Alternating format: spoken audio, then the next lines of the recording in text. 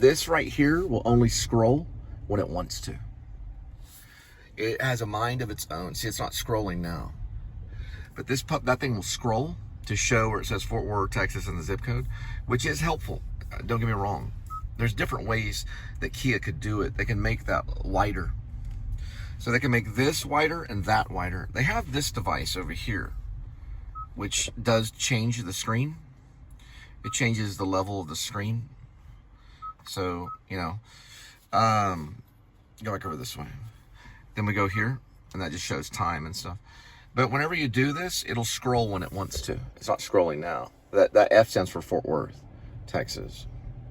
And that's the 13 miles, 0.6, 10:23 p.m. Central Time. All right, and we're in business. This one is about 13 miles away. So we're dealing with a Walmart. Spark does Sam's and Walmart, because Sam's is part of Walmart.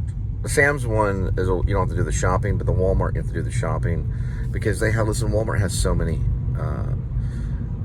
orders a night. So we're kind of a go-between in Walmart in a way, because we go in there and we shop, we go through the digital, we get a digital receipt, and we're out, and then boom, they got it at their doorstep. With the Sam's, they've got so many shoppers that they just bring it out. The major problem with Sam's is they have to make sure that every single item is labeled to the person's name. It is almost impossible to figure out. They just throw things in your car, and you only have, let's say, a scan that represents 4 items. Nah, that's horrible. They need to take a little duct tape, put it on that item, and put the name of the customer on that item. They do that with DoorDash all the time. Well, they do it, actually, I don't know about DoorDash, but they do it with Roadie. Roadie, every single item has to be scanned in and scanned out. It doesn't matter if it's 20 items, every single item has a scan on it. So it scans into your vehicle and it scans out. That has to be done, or they'll never get orders right in a million years. The only one that does it is Roadie. I have to admit, even though Roadie is kind of a ripoff, they have the best app for sure. I would put down their scanner is the best. Pretty good. I had to learn to work it though. I had to go onto the dock, on the cross dock at EXD. Well, it's actually a Roadie EXD cross dock, and I talked to a supervisor. He showed me how to run it. It's a very different way to run that app with a scanner. But they have the best scanner, and they have a very high functioning app that's superior to all of them. Right? Spark is pretty good, but they need to learn that every single item has to be labeled.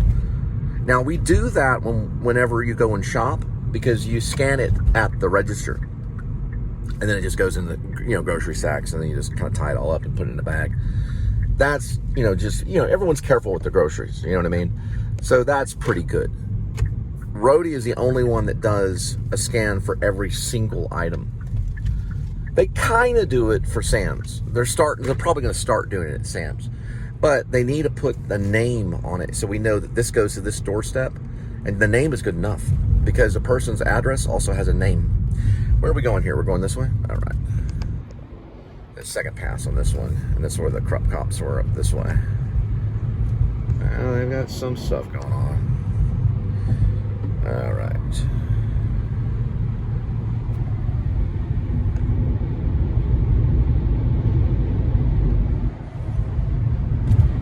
Going over to Mansfield, probably going towards the Arlington area. This is where one of my girlfriends lives, Stephanie Stafford. She got married. She became a stepmom. She's still a pretty cool chick. She's involved in her church. She was real big in theater. I thought she was one of our best actresses. I mean, I was only looking for film acting when I would see an actress. Like, I like the musical theater, blah, blah, blah, yeah, okay, well, whatever. But I was always looking for film because I wanted to get involved in film. And I told Joe Brown, he was my dean, I said, listen, I'm just trying to get involved in film. That's why I'm here. I'm here to learn about theater. I'm here to learn about acting, whatever you want to teach me, dance, mime, whatever you want to lay down, it's all going to go to film. That's what I told him. He said, where do you see yourself in 5 years? I see you on a film set. And I pretty much was on a film set 5 years later. I did lose my mind a little bit, and I thought I was Jesus Christ. He says, oh, you went 40 days with Jesus, right? And they had to, evaluate me. And I have realized that I'm the Messiah.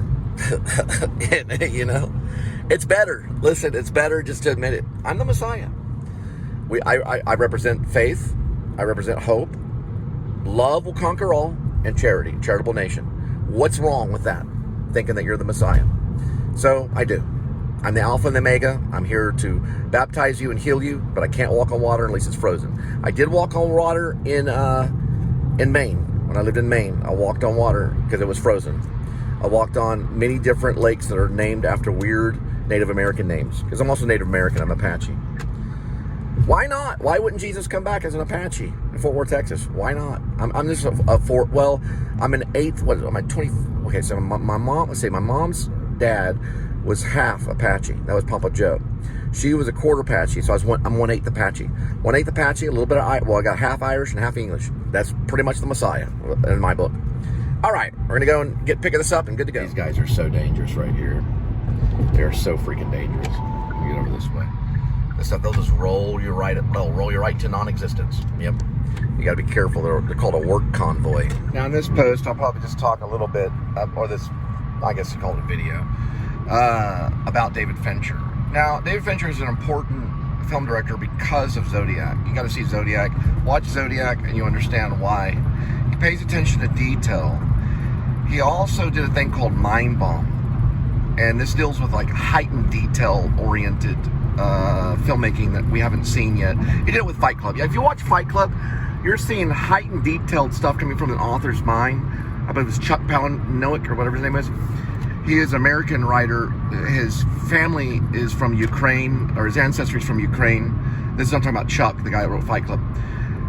David Fincher took that. He basically filtered it into his noggin, and he created a brilliant interpretation of the book. Probably one of the most brilliant interpretations of a book, because I'm reading a book right now, that I've ever seen in my entire life. When I didn't know for sure if I was going to go to Los Angeles. This is back whenever I was in Denton and I was hanging out. I don't know, it may not be corrupt, I can't tell. Nah, he turned his light off, he's right, okay. I said, okay, am I going to go out to Hollywood? Am I going to try to make this? Is it going to be worth it? I had a bicycle at the time in Denton. I was a theater arts major, studying Shakespeare, and I just mostly studied acting and method acting and Grotowski stuff. My teacher, well, my professor, Marjorie Hayes. Marjorie Hayes. She studied with Grotowski, but she didn't really teach a lot of Grotowski stuff. She taught a lot of stuff like maybe like Uta Hagen style acting. It was very logical, motivational, direction based. Fincher was perfect for that time when Marjorie was teaching us about directing, because we were learning about directing. We took directing classes. I was a director at UNT. I directed Action by Sam Shepard. We did the whole production. I had the flyers, invited people, everyone showed up, and they all watched Action. Ray Wartell was in it. A guy named Steven was in it. This other chick named Christina, and then blah, blah. There's all these people in it. And it was four actors, and I hung the lights up from the, I guess you could call it the, what do you call it thing that goes over where all the specials are in the theater? It was a black box theater. I crawled up this ladder and I hung these lamp. I hung this lamp to make this room. I made this room out of a lamp. It was a hanging lamp that you could pull the cord on it. And they really liked it. And one of the costumers said it was the best show she had seen in a while, like ever, for an acting, for a directing assignment. So Marjorie told me, listen, don't be a director. She said, stay away from acting, Cole. She said, stay away from acting. You have a lisp. You're going to have trouble with Shakespeare. You should be a director. I think being a director, I think you're a director. And I thought to myself, okay. And then later I learned when in a directing class is that film, which is what I'm doing now, it's a director's medium. So a director can just put themselves in it. Stanley Kubrick never really did it, but he was one of our best directors. But David Lynch did. David Lynch did some acting. And so did Quentin Tarantino, who's also one of our best directors. So I thought, that's where I'm going to launch off. If I go to Hollywood, I'm going to go with the intent of writing screenplays, trying to do my own projects, and basically being a director that also likes to act. I'm not going to just be like John Malkovich. I tried to mention about John Malkovich because I said, well, doesn't John Malkovich have a slight lisp? That's what I told her. And she said, I don't know. I'll have to look at that. She said, I would put acting aside and be a director. And I said, oh, okay. So I didn't know for sure if I was going to go to Hollywood. And I had this mountain bike, and I loved acting. I wanted to be like John Malkovich, or I wanted to be like Laurence Olivier or more than Marlon Brando. I wanted to be like a great actor, like Gary Oldman. I wanted to be like a star actor, and that's what I shot for. And I ended up going to the actor studio, and that's what I wanted. But I knew secretly, listen, if it doesn't work out, I can always probably be a director. So I took my bike and I said, let's go try out this Fight Club thing. Brad Pitt, pretty good actor. He was pretty interview with a vampire. He might be able to do it. We'll go see this thing. I was blown away. I never saw Brad Pitt. That's when I realized, damn, Brad Pitt's a freaking actor. You know what I mean? When I saw Fight Club, I was like, this guy's a real actor, you know? And then, of course, I loved it.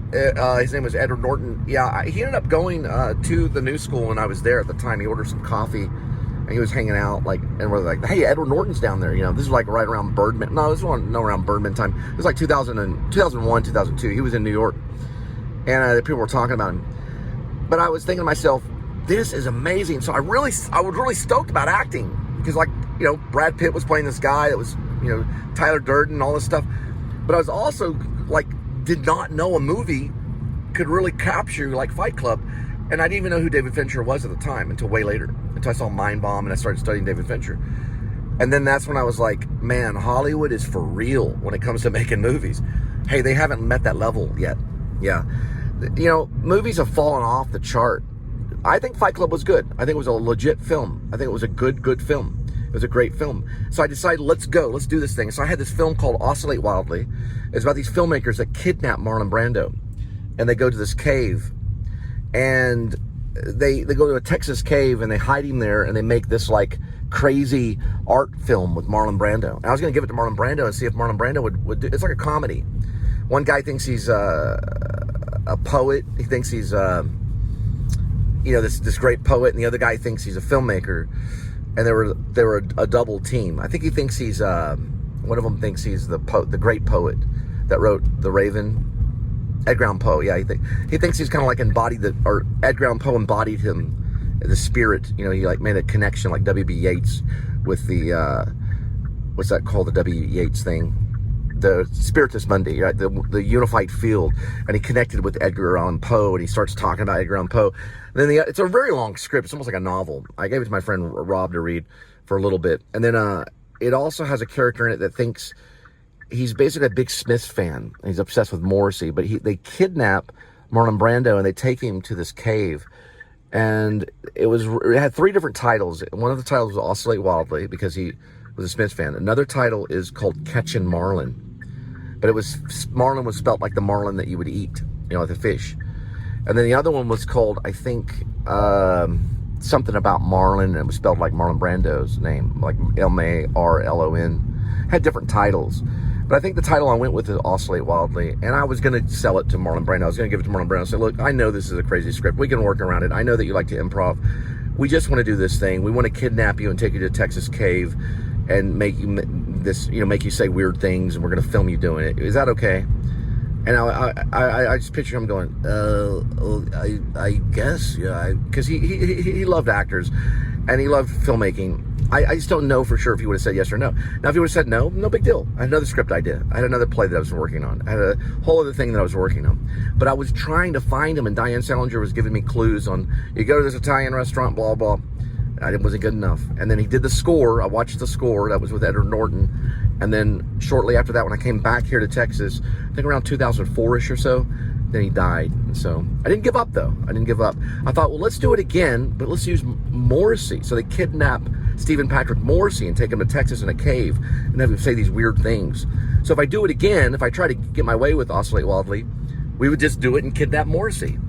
So now all you gotta do is talk to Morrissey, Stephen Patrick Morrissey. He's in Hollywood. This would be it. Now, I have to admit, I did decide to go to Hollywood after seeing Fight Club. I thought, this stuff is the bomb. And, you know, you don't always get to work with your best. I didn't get to work with David Fincher. I got to work with Frank Darabont, and I got to work with the guy, Brad Sieberling, that directed Moonlight Mile, and I got to work with the people that were doing X-Files. And, you know, I wasn't there. I didn't get to do that a whole much, you know. I got to work with Drake Dormus, who ended up being kind of an art director. And a pretty good director, I think, you know. So I was blessed to hold me over for the rest of my life, and probably to run this entire channel, you know. That's enough right there. You don't have to be there for 5 years. You can branch off and say, let's go do our own thing. You could be there for 1 good year. Maybe do a soap opera, maybe do a film, maybe do a television show. But look at, take it from acting and then go into directing from there.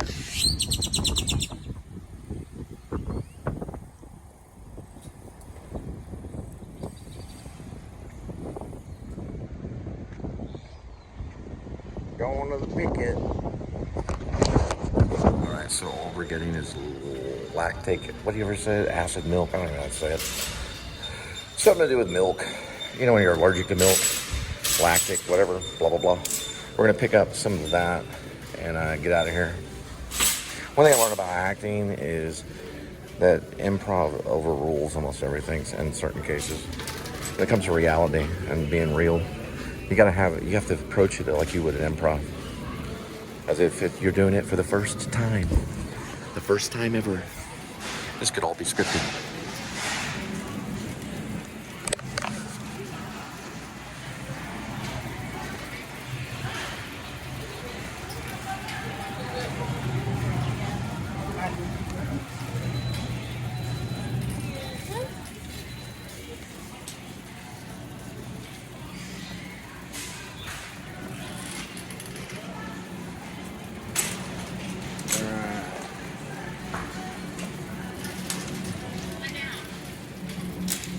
Somewhere where the milk is.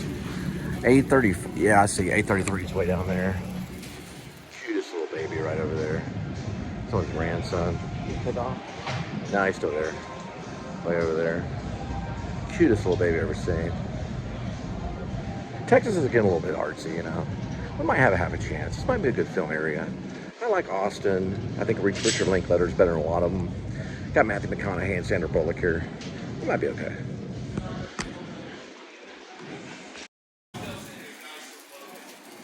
Almond breeze, lactic acid. I think I said it right. I wasn't thinking about it, that's why. Lactic acid is what we're looking for. It's the stuff right here.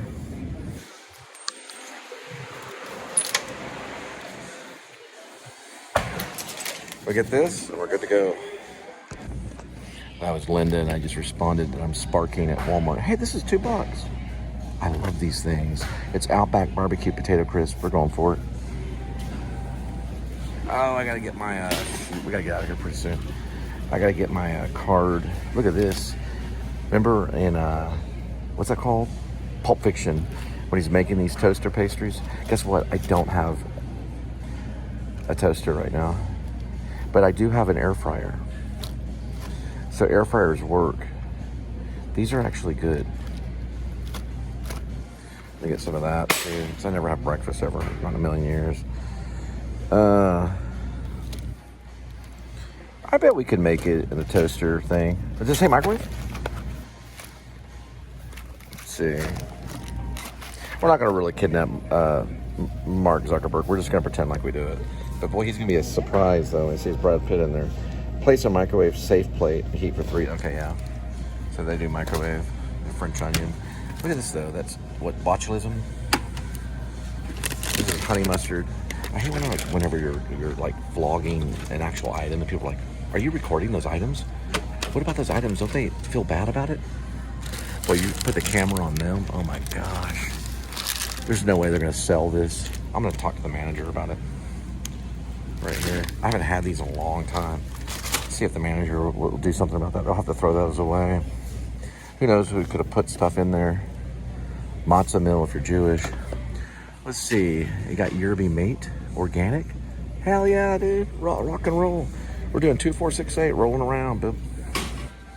Rolling around, boo. Rolling around. Let me see something right here. Oh yeah, lemon goodness. It's $3.50 though. I'm only going for $2. What do we got here? $2 for a package? Nuh-uh. Yep. $2 for a package of this puppy right here. This is $2. It says it right here. $2. Hell yeah. We got 2, 4, 6, 8, and 10. That's a good buy right there. What do we got over here? $2 here. Gluten-free dark chocolate nuts. It's a message from the brothers. GFB. We'll save those for Seth Rogen. That's what I'm gonna give him when he walks in. Hey Seth, here, have this. Stop smoking weed. What is, oh yeah, this is the stuff right here. What you need to do is mix it with some Lactaid freeze. Oh yeah, we're rolling with this stuff, dude. We're big time rolling. Look at this right here. Liquid Death. I have to get a little bit of yogurt. Every once in a while I eat yogurt. It helps my foot. How much time do I got? It was only a 3-minute take. This stuff is exactly what I need. Mix this right here. It's got some of this Oreo. Got this, boom. I'm gonna see if he'll lower that to $2. 2, 4, 6, 8. Here's 10, 12. That's 15 bucks right there. Old school.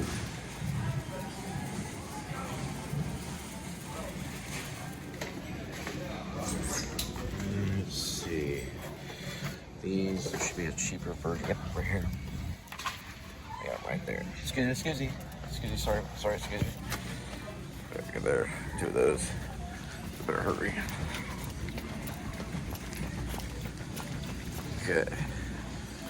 Where are we at? Oh, I'm so sorry about that. Sorry about that. So sorry. Okay. Yeah, I'm big time on the run. I gotta grab the cart and get back to office. I forgot it. I was like, what in the world? I was just walking around like, hey, don't take Apple there. I'm like, where to get this? Thought I was gonna cut right there, didn't you? Nope, it goes all the way through here. Then we grab that. Whoops, missed it. Grab it again. Because they get those baskets quick. Now we're gonna go this way. Watch your plate check. All right. Now we're gonna run back. So look for that plate. The Jews will. Don't worry about it. They'll get over it.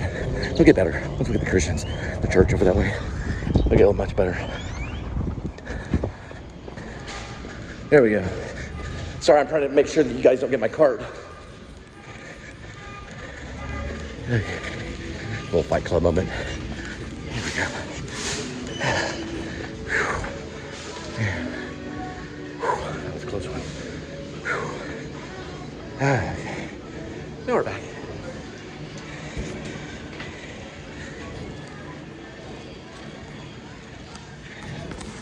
It's about time, a black cowboy.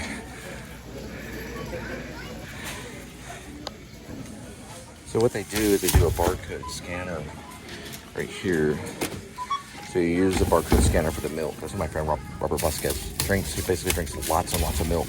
That's why the guy in Escaping the Mouse, he actually drinks milk. It's an homage to him. From California, he doesn't even know it. All right, so you just clear everything out, so you don't even ring it up. No. So these are the items right here. So how do they know? You scan the barcode. Then you do that to get me out. Oh, I see. You just scan it. Okay. Those items are going to be separate from a separate purchase. Those are the ones I'm trying to get scanned right here. This is for Spark? This is actually for Spark, but that's going to be a separate purchase. So this is for Spark.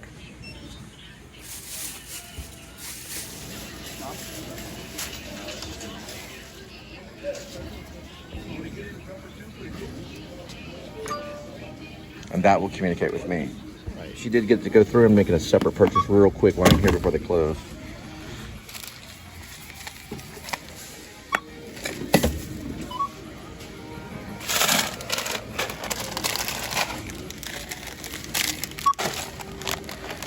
Okay. Fuck it. Hi. Hello. Hello, ma'am. Hi. Hello. So everything is $2. So we got 2, well it's $2.50, but 2, and then the yogurt was $2.76. These we're gonna check on. The Outback, the $76.76. The purchase what's that, Revival? $2, and then these. So it's 2, 4, 6, 7, 8, 9, 10, 11, 12, 13, 14. So we're looking more at $14. I don't know about this thing. Those are ripped open in the bottom. Yeah, I can see. They're also on the clearance side where all these items were, right here. So it's up to you to make the decision. But because it's open. Is it ringing $2? No, it's not. But it was in that section. So if you do it at $2, then we'll be good to go. It's ringing at $4.88. Oh no, I can't do it by myself unless Okay. I need to. Is there a manager? Because look, no one's gonna buy that. They do it on claim. They put it on claim. What's claim mean? The things that Tell you what, let's do this. Let's do this. Let's go ahead and get rid of it. Okay. Yeah, just get rid of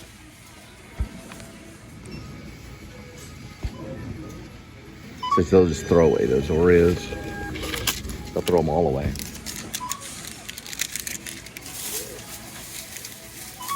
So these go in here for that receipt, and I got a digital receipt for the milk. I'm gonna drop off that milk to the lactose intolerant, which is probably Bobby's guess. Yep, he just doesn't know it. All right, so we got your lacto intolerant, and I wanted to share some information about what Dustin English said to me on Facebook. Now, Dustin English busted Linda, the back of Linda's head open, and I took her to South Lake Medical to have it stitched up. Also made a big deal when they were unstitching it later on, because they didn't let me be present with her when they unstitched the back of her head. He hit her with a metal object, and this has been vlogged. He's very dangerous. He's armed. He's also a drug dealer. He lives at 1722 at Hunter Hills apartment, right next to 3939 Frankfurt Kroger. It's Midway, so it's 18081 Midway Road. The apartment number 1722. It's in Dallas, Texas. He's very dangerous, and he did try to kill them. Because if I wouldn't have taken her to South Lake Medical, she would have died, and he didn't take her. He's very dangerous, and I have seen the pipes over there. So he does smoke from the pipe. I've seen it over there. He's a very dangerous drug dealer. He hangs out with a black man that's armed and dangerous named Antoine. I ask for your help because I'm your next president. Do something. You have the address. Do something. He will try to kill.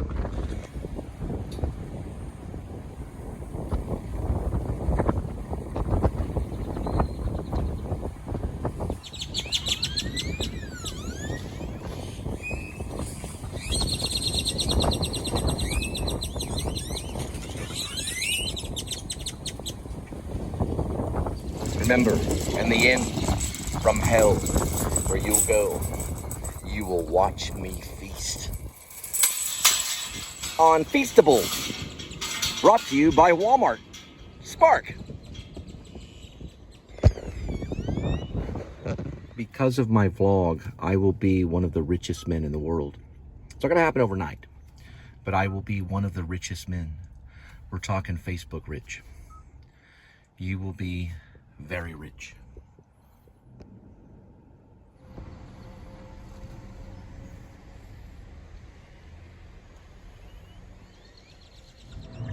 There's certain movies that I hung on to during my baptism, and then certain movies I sold. I sold all of Scorsese's movies, even Aviator. I didn't even keep my friend Bobby Skez. He gave me a copy of Last Temptation of Christ. I was being baptized by the Baptist. I got rid of it. I only took one page out of it, the one that he signed. I think I kept it somewhere, maybe in an album, and I threw away Last Temptation of Christ, the book. I read it several times. It was a good book, but I threw it away. I had to do something before my baptism, because I got baptized roughly at 40 in front of Angel, my second wife, who had 3 kids with me, and I got rid of almost all my movies to honor that baptism. And I just didn't feel like it was right to stand before the church and like own a movie like Taxi Driver, because after all, it does glamorize some violence, and Jesus Christ did not want that glamorized. Last Temptation of Christ was protested by the Protestants. Many Baptists protested against it. I have nothing wrong with Martin Scorsese. If I met him, I'd get his autograph. I respect the man. I respect him for making Last Temptation of Christ. And so does my Uncle John. My Uncle John liked it. I think it's a great movie. The problem is that in the church today, they are going to argue against it. And I do agree with some of their argument. It's a rough movie. It shows Jesus making love to Mary Magdalene. And the Baptists don't like it. And so I did get rid of it. I threw the book away. The book always felt evil. And my grandmother told me to do the same. Meanwhile, she said, throw that book away. Don't have that book in this house. And I lived with my grandma for a while in high school and then going into college, my freshman year of college, until probably to my sophomore year. And then I moved out and got my own place, and I lived with my grandparents for a while. And my grandma was a big Baptist. She was the cook for the Baptist church. So she said, do not have that book in this house. That book, that's going to condemn you, and you could go to hell. I mean, she was really serious. They protested against Last Temptation of Christ. I don't own the movie. I do not own the movie. And I do not own the book. But I do respect Martin Scorsese for being brave.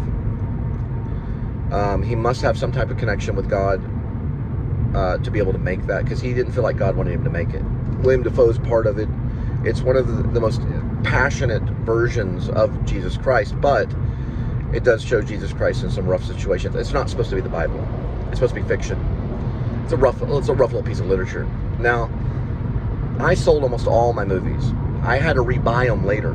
After my baptism, I worked at a bank for about 4.5 years. I had 3 children. I had 2 children back to back. We call them Irish twins. That's David and Elizabeth. We had them in 2014, 2015. Then we waited a few years, and that's when we had Gwendolyn. And during that time, after the 2 kids were born, I worked at Walmart and had to market in Walmart for the bank. I was a marketer, but I also was a teller. I ended up being a commercial teller, but we'd also market products and services for the bank, First Convenience Bank. I think in my play, which I wrote called In Store, I changed the name of the bank to First Choice Bank, but it's actually First Convenience Bank. You're looking at the playwright, Ash Cole, and also Cole Spivey. I would pass these movies every day. They're like $2. These movies were like $2. I finally found another copy of Taxi Driver, and I had already, dedicated my life to Jesus Christ and to serve his purpose. And I said,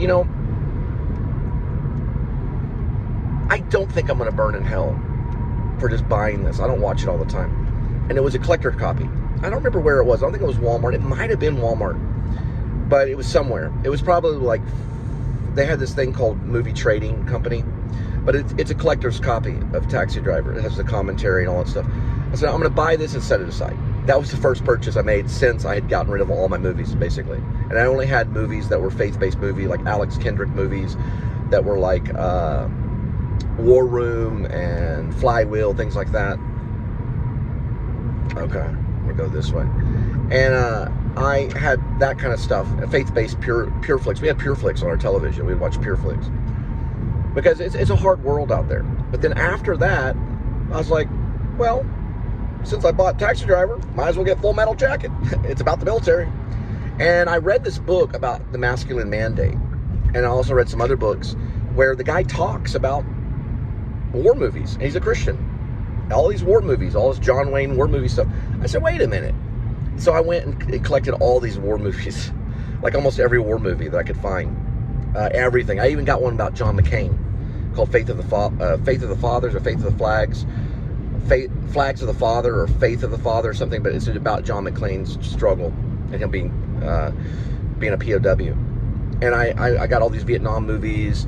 I got a Rambo movie. I got a lot of movies that were war-based movies. I have a lot of them. I think a John Wayne one. I've got I was going to get The Longest Day. I got the U-Boat one. I think I got Das Boot. I might have Das Boot.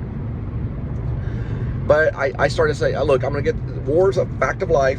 I watch it on the History Channel. There are other Christians that talk about it. Then, all of a sudden, I look up and I got the whole collection of Quentin Tarantino, everything but the 9th one, which is Once Upon a Time in Hollywood. I think I have all of them. I think I even have Hateful Eight. I may not have Hateful Eight, but I know I have 7 of them, for sure.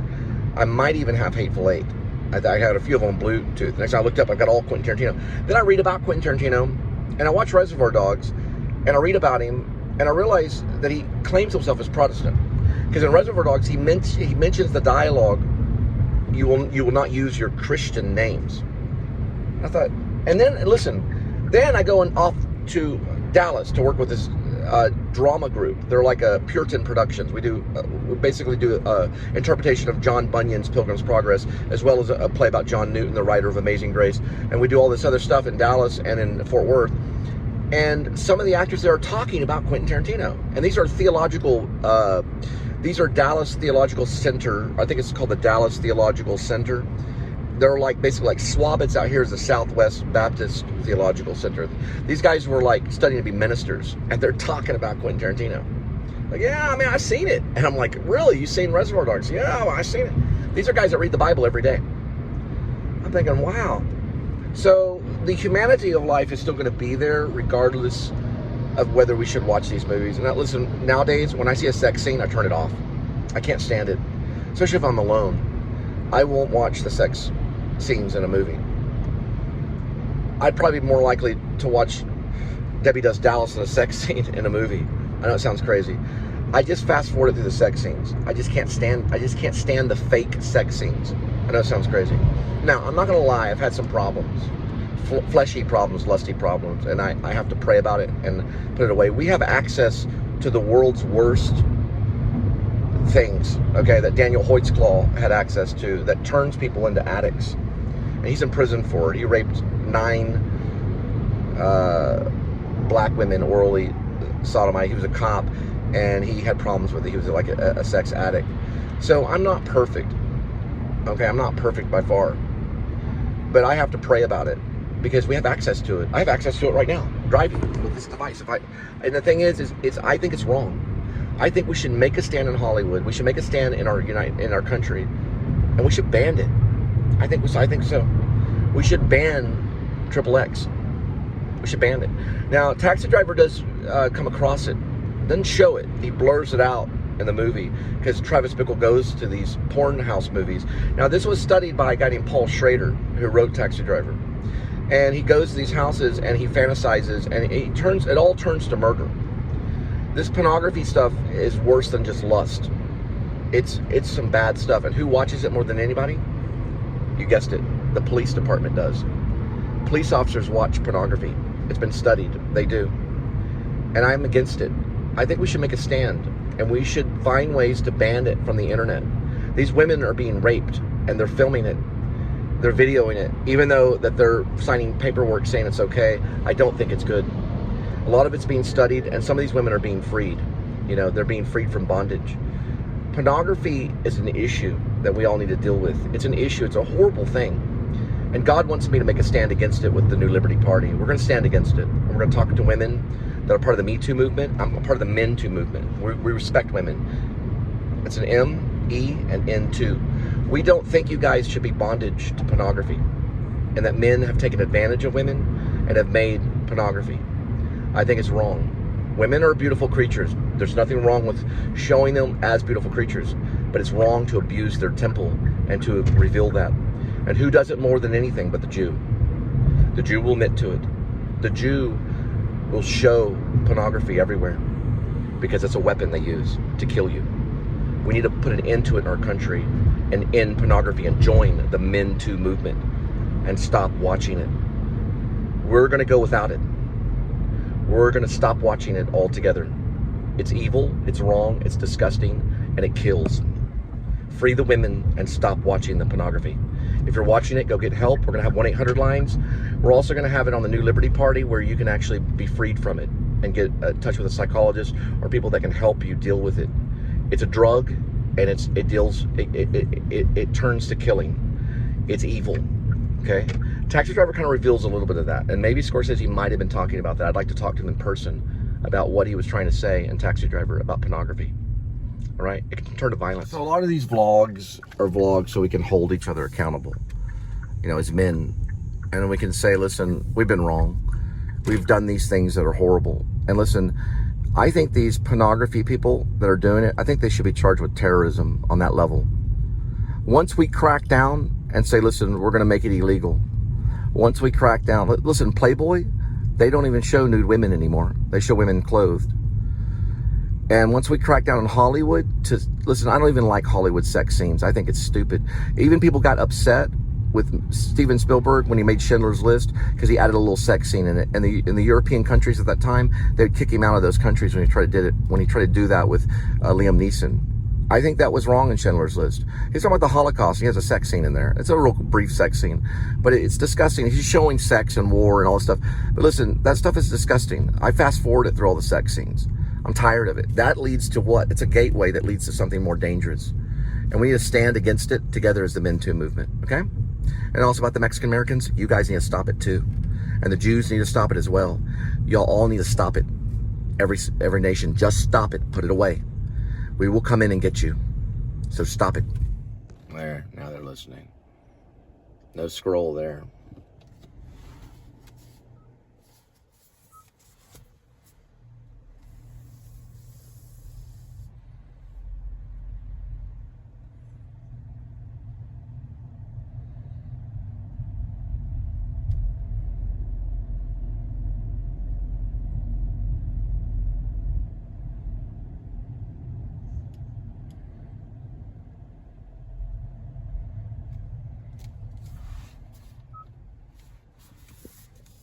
There's 21. This is not too far from where my sister blew her head off. Or if Chad killed her, Chad Roller, we don't know for sure, it'll be investigated. Chad may be in custody, I don't know for sure if he did it or not. He may have a strong alibi, that doesn't mean anything. Alibi doesn't mean he didn't tell her to do it. If you tell someone to kill themselves, that's the same as murder. So you think what Charlie Manson was locked up for.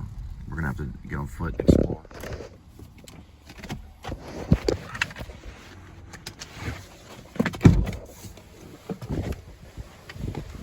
$4975 Rid.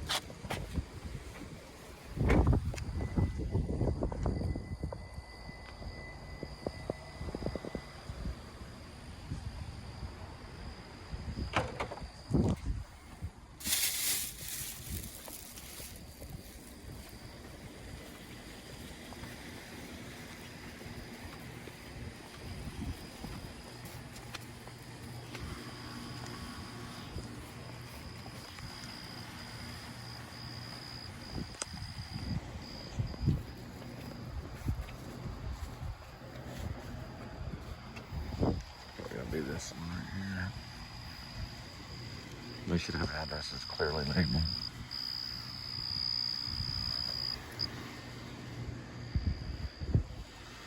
Yeah, I don't know why they do this. Let's go by the garage and see. I mean, how many people they have live in this house? My God. Yeah, that's correct.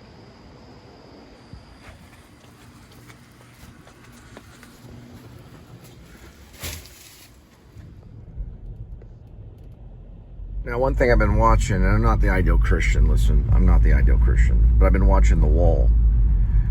It does have some elements of mentioning Christ. It's about a war, kind of, in a way. The Wall kind of is. It's also about the separation between sanity and insanity. That's what The Wall represents. It's kind of reasoning and irrationality. The separation between the two is separated by a wall. And Pink Floyd probably created the best rock opera, you could even say. This is a musical rock opera that's also film. So it's a film rock opera nearly. You know, it kind of is. Pink is a character in it. It's almost like a musical. And there's cartoons, but it's very media. Well, it's film. It's film. It's cinema. It is cinema for sure. And it's on the top of my list. It's on the top of my list for one of the best rock musical films, you could say. You probably put it under 15 different genres. There's no one genre it's going to sit under, but it is almost a long music video in a way, because at MTV they went crazy with music videos. But this has a story, and it's very detail oriented. The acting is very good. The acting's actually superb. It's beautiful acting. There's great actors involved in it. Not real famous ones, but they're pretty famous. But there's no like major movie stars in it. I don't know if any of the Pink Floyd band members are in it, but their music is. And the album itself, if you buy the, I guess it's called a, what do you call it? I always have a problem with this. The vinyl, right? The 2-set vinyl, which is a rock opera. Well, it's just called The Wall. I don't know for sure if I'd say rock opera, but it's kind of like that. It's a great album. I highly would suggest it for listening. But the only problem is that it deals with the flesh, you know, to a certain degree. If you're a Christian, you're going to struggle with even listening to it. It's kind of insane you know, it brings about a sense of insanity, and it addresses the insanity. It never gives a resolve completely, other than it connects with war, like what these men went through in World War II dealing with the Nazis. And what does the lead singer, you could say he's like a rock god, or he's called Pink. What does he do but become like this Hitler character, right? He becomes this Hitler, like this presidential, you know, almost like Adolf Hitler to a certain degree. And he's like, oh, if there's a coon in the audience, put it against the wall, you know, and it uses the N-word and everything, right? And it's very heightenedly racist at times. And I met some people at Wesleyan that said, you know, I don't like sitting around listening to Pink Floyd anymore because of the wall. You know, I used to work like in this area over here. It has that sense of power in it. But I think Pink Floyd was finding a cathartic meaning, and they were trying to address war and racism in a good way. I don't think they were trying to be racist, because when they went back and redid the wall, who was the enemy in the wall when they did it recently, when they did it live? It was Trump. Trump was one of the evil characters that they added into. If you watch the actual live concert version of the recent one that Waters did and all that stuff, or whoever was behind it, I'd find out if it was Waters or not. But regardless, Roger Waters might have had something to do with it. He may have. But anyway, Trump was added in the background as this pig character. You know, this character that's out of control, and the Stormy Daniels thing and all that stuff. He became like this pig. And that's what you are, right? Pink Floyd is a pig as well as Trump. See, Pink Floyd doesn't understand. Pink Floyd doesn't understand that they're the pig too. And they would agree with it. They are the pig. Because they have what? Pink Floyd has power. In the New Liberty Party, what do we represent? We represent justice, because the opposite of poverty is not wealth, it's justice. So if we took all of Pink Floyd's money, then we would get justice, but we won't. He'll hang on to every single penny, just like Trump would. They both are pigs. Welcome to the Please Subscribe Show. We will get militant. We will find you. Waters.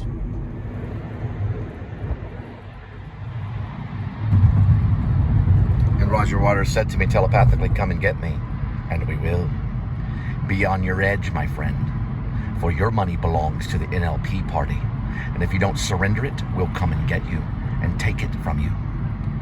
Because if you want authority to end, then you join RIB, and you join the NLP party now. Faith, hope, love, and charity be. You give charity now. I said it wrong because Satan got into me. Charity, you give charity now. You can find my PayPal in this post.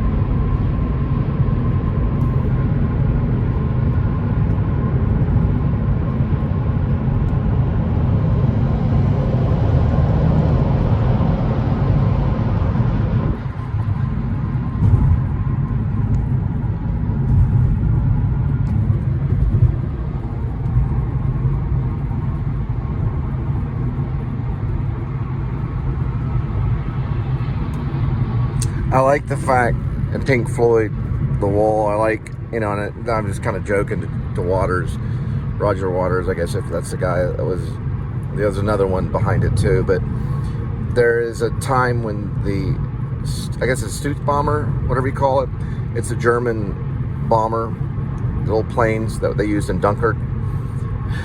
They're basically called the Stasi, or not the Stasi, but the Nazi party. They had these bombers that they had this. It was basically like a siren on it that was. It was basically designed to make a high-pitched screaming noise as it started to zoom down to warn and to put fear and to help the pilot know when he needed to pull up. You know,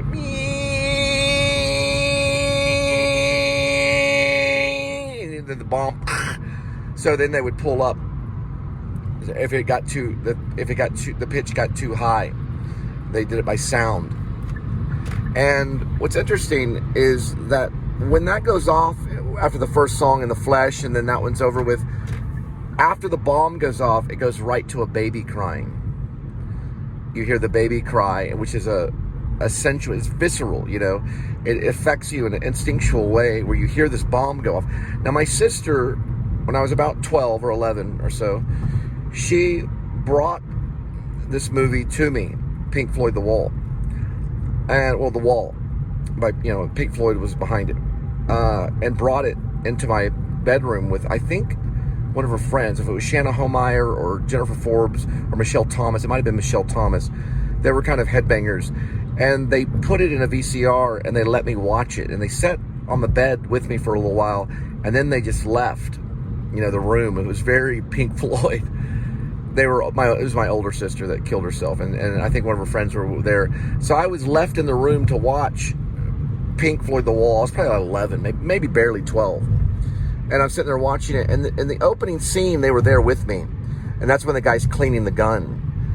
And my sister looks at me and says, "Do you know what he's doing, Cole?" And I said, "He's going to shoot himself." She says, "That's right." But when I rewatched it, I realized I don't think he shoots himself. He's killed by one of the bombs, by the Nazis that drops the bomb on him. So I think rewatch it. It's interpretation. He's cleaning the gun because they're basically like almost like Dunkirk, where they're being bombed by the Nazis. It's almost something like that. He's in basically like a. I gotta go. Hang on for a second. I gotta go right here.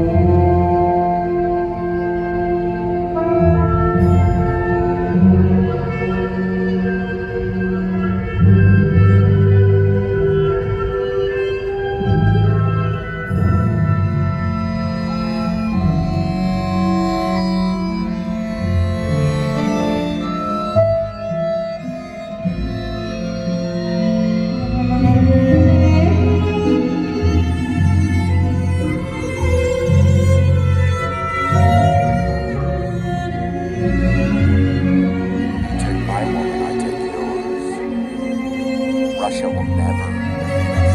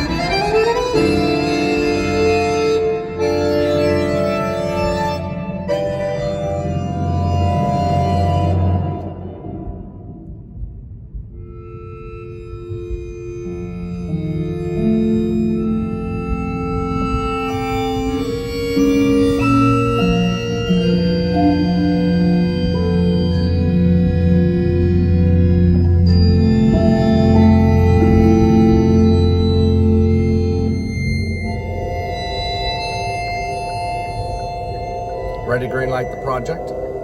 1, 2, and 3.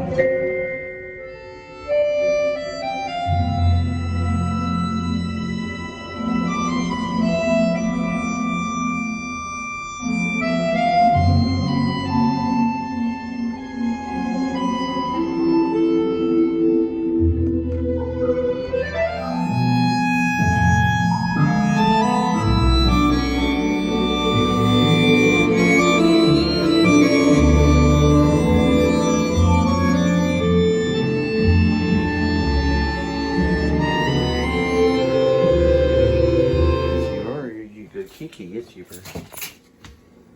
All right. First is first. We need to take care of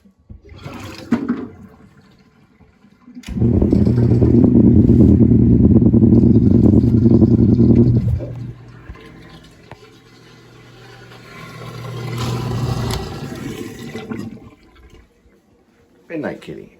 We share, Edmund. We learn to share first. Wait. You'll get yours second. You're second. You're not first. You're a Christian cat. All Christian cats are second.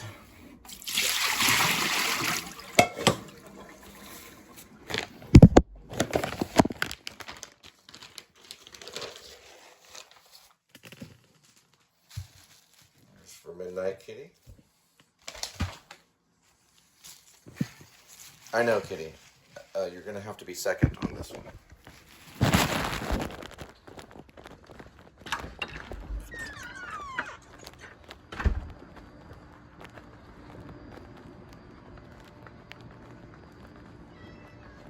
I know. You're gonna have to be patient. You might get some wet food too.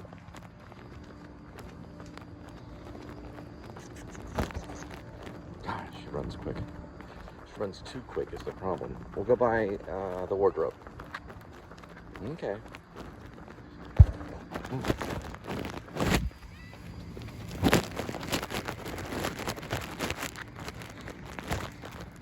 Ooh, there's another one. Could be another witch, I don't know. This one's definitely Amy the Witch, also known as Skinny Midnight.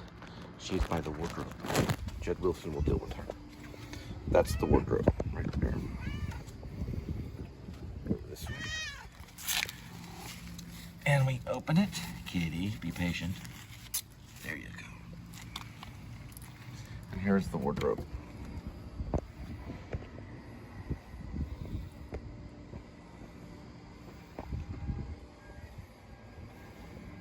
That's where they time travel, through here. All right, Midnight Kitty got hers. She's only getting like a little snack tonight. Hey Kitty, you'll get your wet food. All right, here we go with today's kitty. There's one kitty, 9 lives. Each life has a number. Numbers 1 through 9. And we gotta get this right here. Swirl the cat food. One of his favorites. And pick a cat food. Yes, I know, kitty.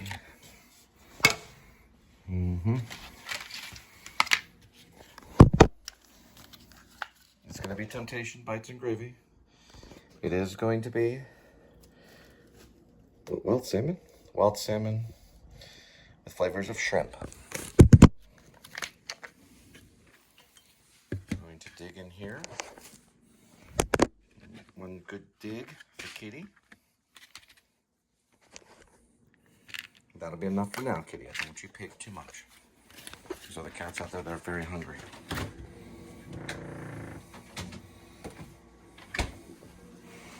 All right, there's Kitty. And yes, Kitty will time travel. There's a reason why, and we'll talk about that later. And so will Amy the Witch.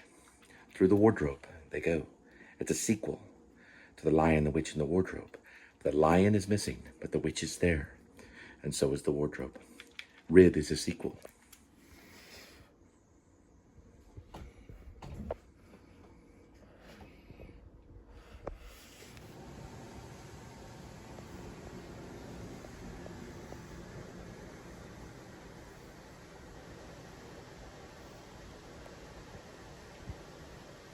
All right. I'm gonna get a little nap in before I start to edit. There's Kitty. And I have this thing that I use over here because I have tinnitus. This thing right over here. If I can find it. Oops. There's different things on it. I like the green one. It's my favorite color.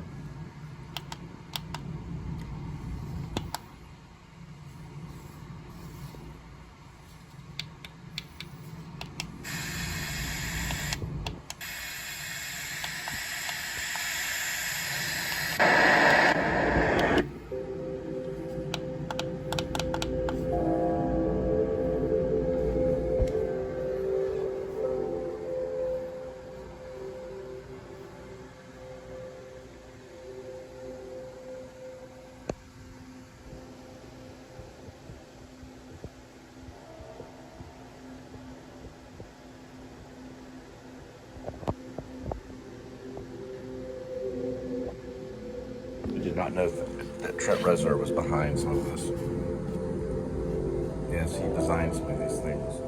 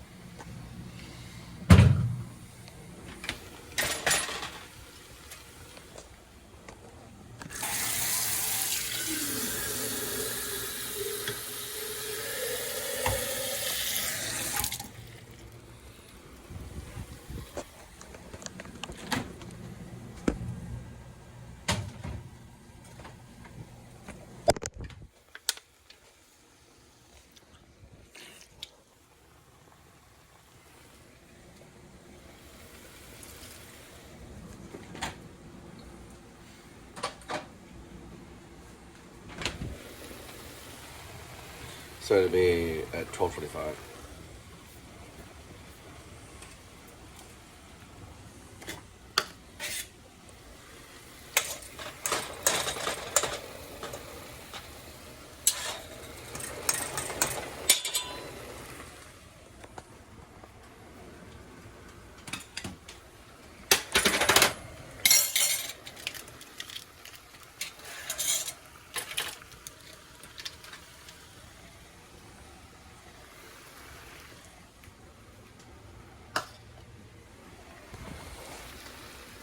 Good night.